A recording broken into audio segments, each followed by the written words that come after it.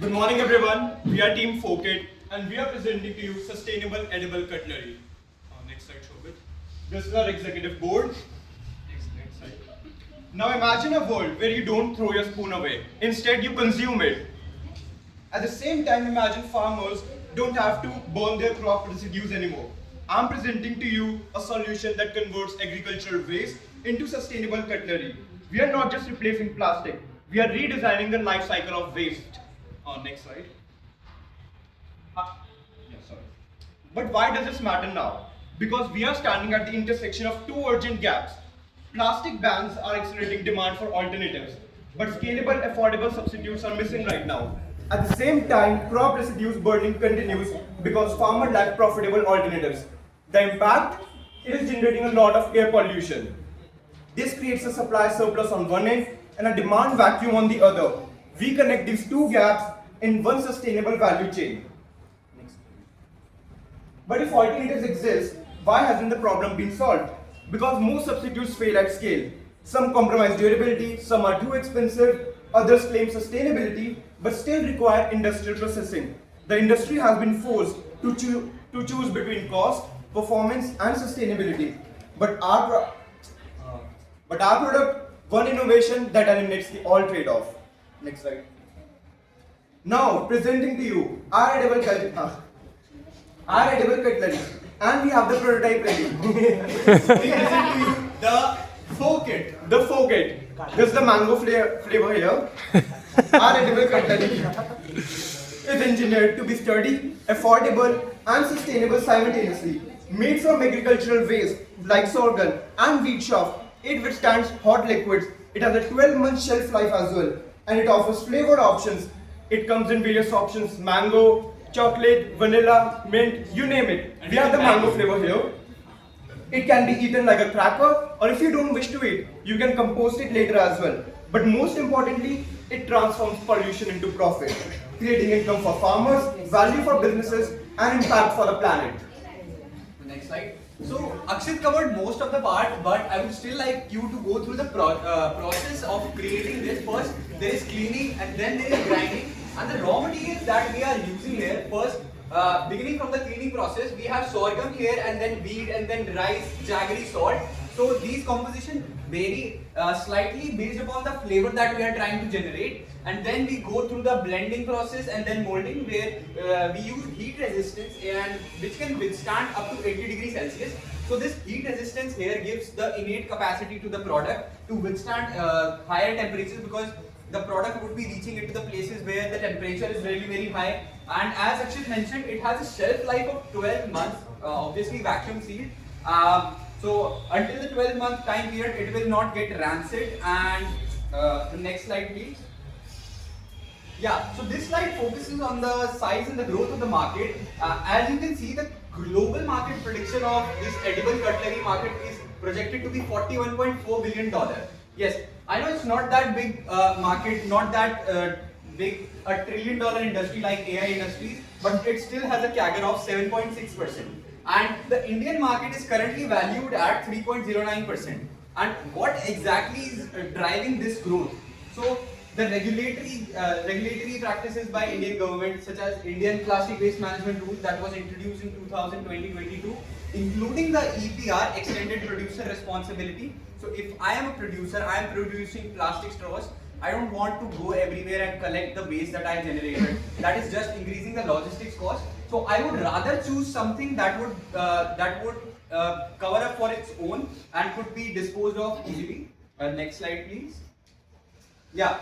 So this slide explains the target market strategy. The primary focus in the initial phase of the business, the primary focus on would be the B2B volume, where most of the straws or most of the plastic cutlery is used.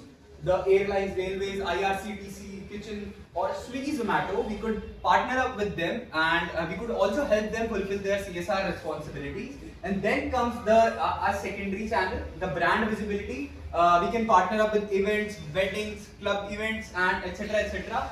And why specific this section? Because here the visibility is really very high, and this promotes the user generated content. So our product would get the marketing.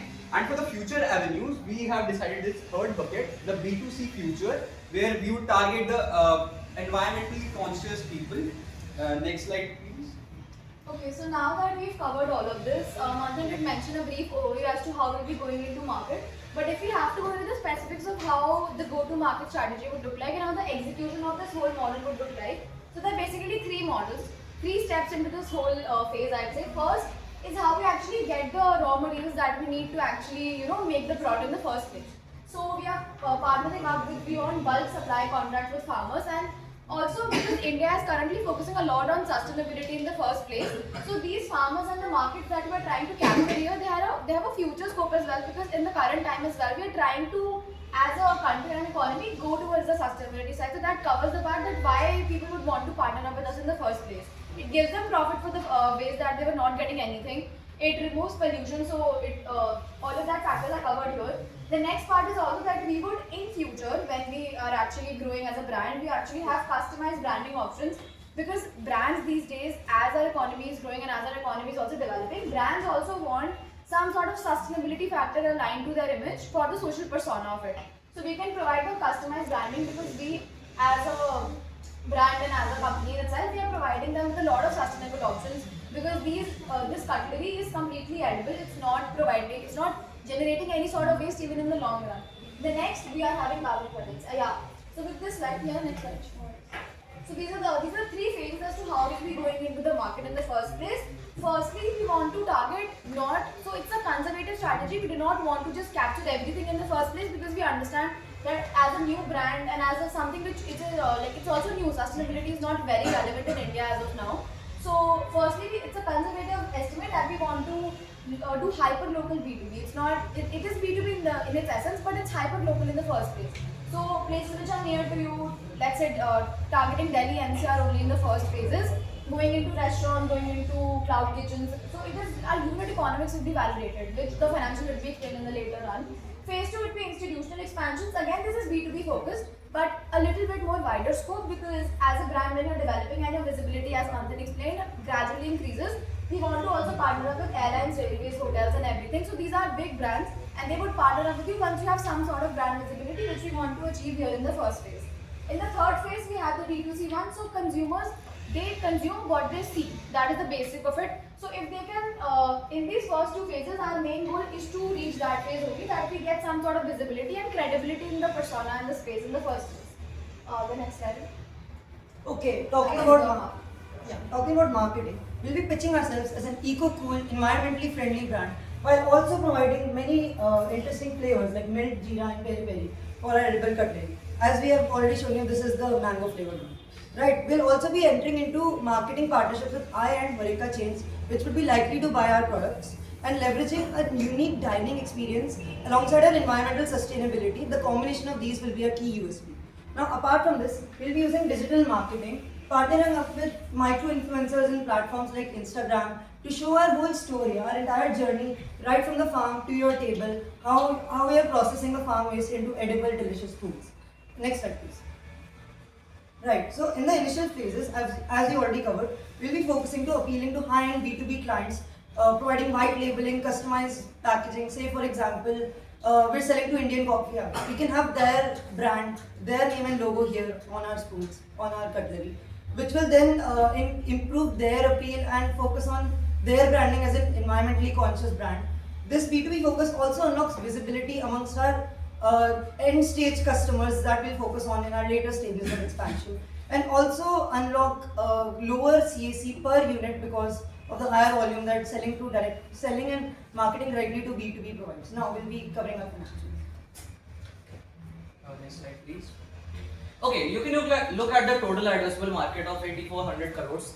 Now this number isn't just pulled out of thin air. Assuming around 10 lakh restaurants, cafes and other ice cream parlors and other 10 lakh institutions to which we can provide, which use an average daily spoons of 150 and 80 respectively, we can look at a combined total of 8,400 crore spoons per year. Now filtering down further, if we apply the filters of just tier 1 cities and even restaurants which target premium segments or sustainability, we can look at a serviceable addressable market of 36 crore spoons. Now, even if you are Vimeo marketing, we can even if we convert just less than 0.1% of them, we can target 10 lakh spoons per month initially from the first year onwards. Next slide.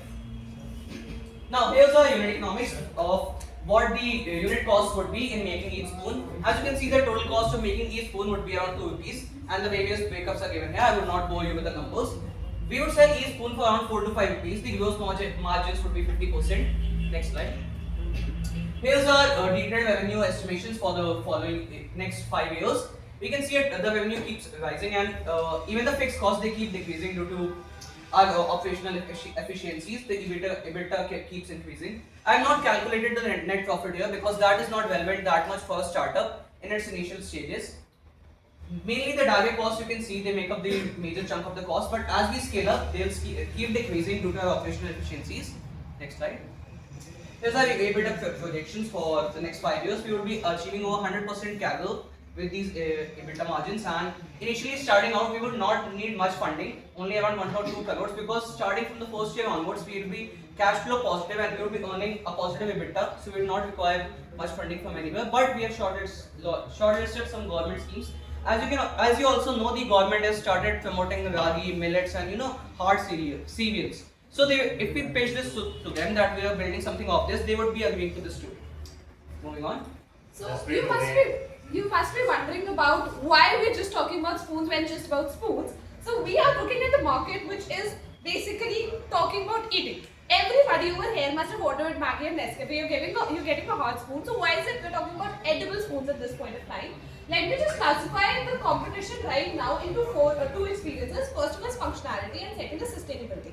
We are actually standing at high sustainability, high functionality sector, wherein we're talking about wooden spoons which are not sustainable enough but functional, which are sustainable and relatively functional, but the taste and the quality associated with it is not nice, or the plastic which is very bad at sustainability and does not provide the functionality as well. So other edible brands do exist, but the struggles remain the same. We are offering you taste, flavors, and a wide range of sustainable edible cutlery on a whole. Next slide, please.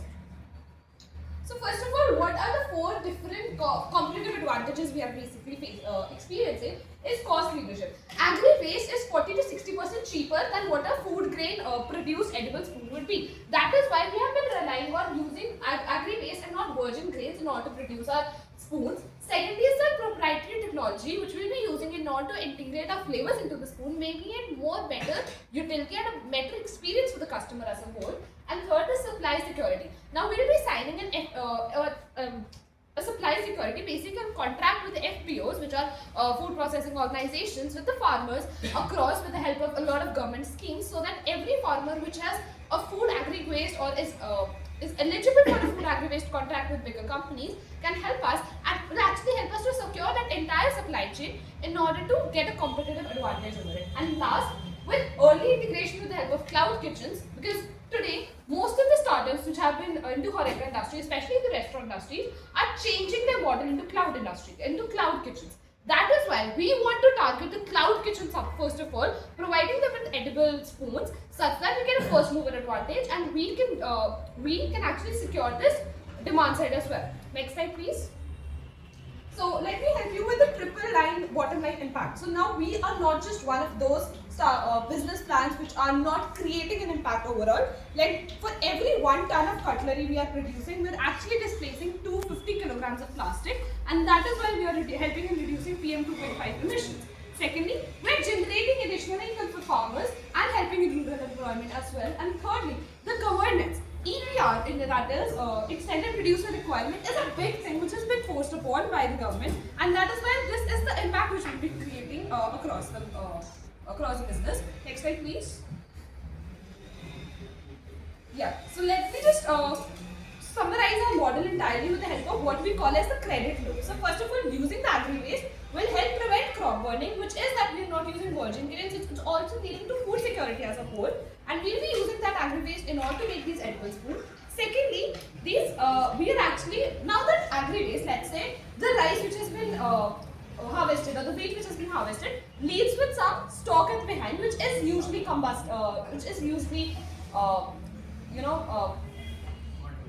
out. Forget it. Yeah. which is burned out, which leads to carbon emissions. So we are actually trying to offset these carbon offsets. And then secondly, we're also trying to displace these plastic cutlery. Hence, we are actually trying to develop the entire market. We're actually trying to build an entire market which is sustainable, edible solution. Right now, these carbon emissions which we are trying to prevent also lead to carbon credits which can be sold by farmers to bigger companies. So that entire carbon credit ecosystem which has been implied has been forced upon by the global economy, by the global systems, and which has been pushing around can be built around with this. So we project an additional value of rupees 500 to let's say 800 per ton of biomass being utilized, turning an environmental impact not just into words but also into monetary actions. Next slide, please. Finish it fast. So here's a list of few lists which we might have. Let me just skip through it. Next slide, please. Now this is first of all cutlery. Then we'll be going eventually into other products such as bowls or some. Then we'll have an export licensing because this is a bigger market for export as well. Next slide, please.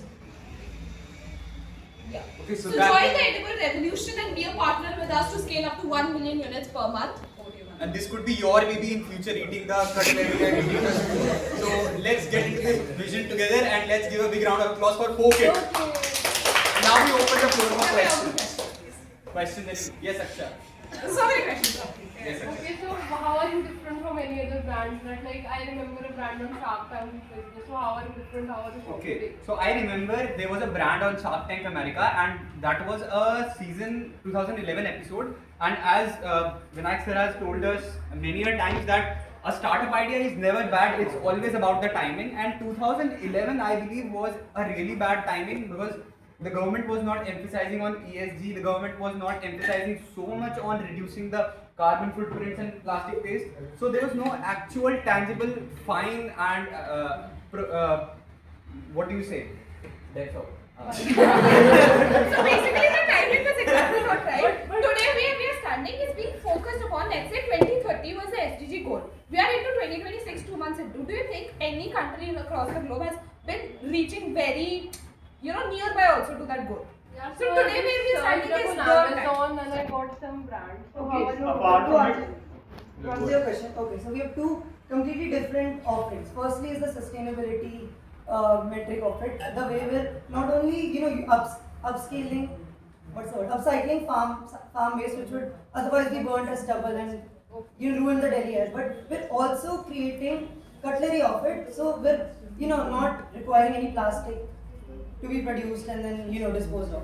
So this is one thing. Another thing is the dining experience. By partnering with high-end HoReCa chains and by offering different flavors in our cutlery, we also create a unique dining experience in addition to the sustainability thing, combining the two of these in a way that no other competitor is currently utilizing. Exactly. We are not just going to market this product as a cutlery, like a fork or spoon, but also as a dessert, which the consumers can have after they have eaten their food. And this spoon just costs around 4 to 5. Yeah, that's it. And for these businesses, it's all about burning gas. Yeah, continue. So you stated that the edible spoon that you're holding in your hand is of mango flavor. Yes. So I would like Mr. Shivans to actually eat it. Why not? Why not? Actually, alright, ठीक है. Next.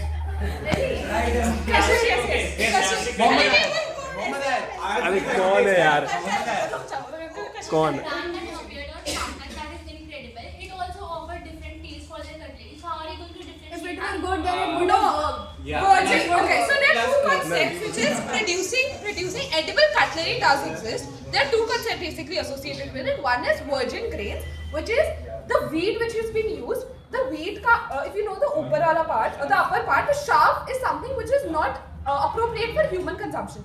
That is made for human consumption by adding a lot of binder into it. Now we are not just using virgin grains, because if we start using virgin grains, actually what we are trying to do is we are trying to let's say we are trying to actually play upon the food security of the entire economy. We are one of the biggest exporters of food grains, so we can't use on that. What we are trying to use is the lower part of the wheat or rice or any other millet product, let's say, which is the agri waste.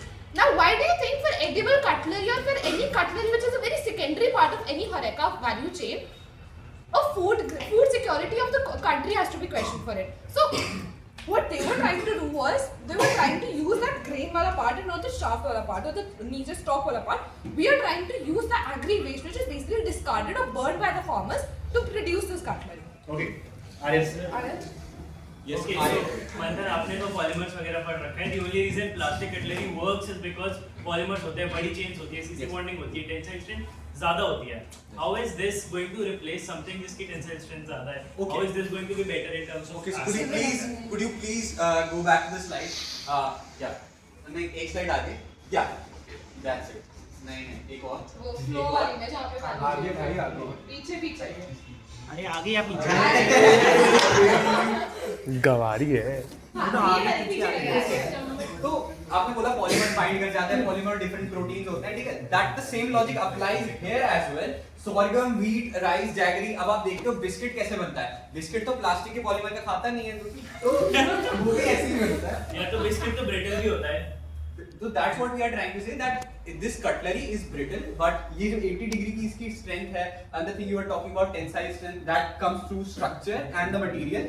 So ये rice and jaggery salt, आपने protein bars खाए होंगे, that is also made up of jaggery and wheat and sorghum as a base. So what are we trying to say कि ये आप खाना खाओगे 20 से 30 मिनट तक आपके लिक्विड में सॉलिड रहता है, just like paper straws. But paper straws थोड़ा जल्दी डिसॉल्व हो जाते हैं. बट वो जो आपका ये कटलरी होगा, due to the heat resistance technique that we are trying to work upon, उसके थ्रू ये आधे घंटे तक रिजिड रह सकता है. उसके बाद according to the brittle portion of it, तो खाने पत्थर तो नहीं खाना होता, खाना ही खाना होता है.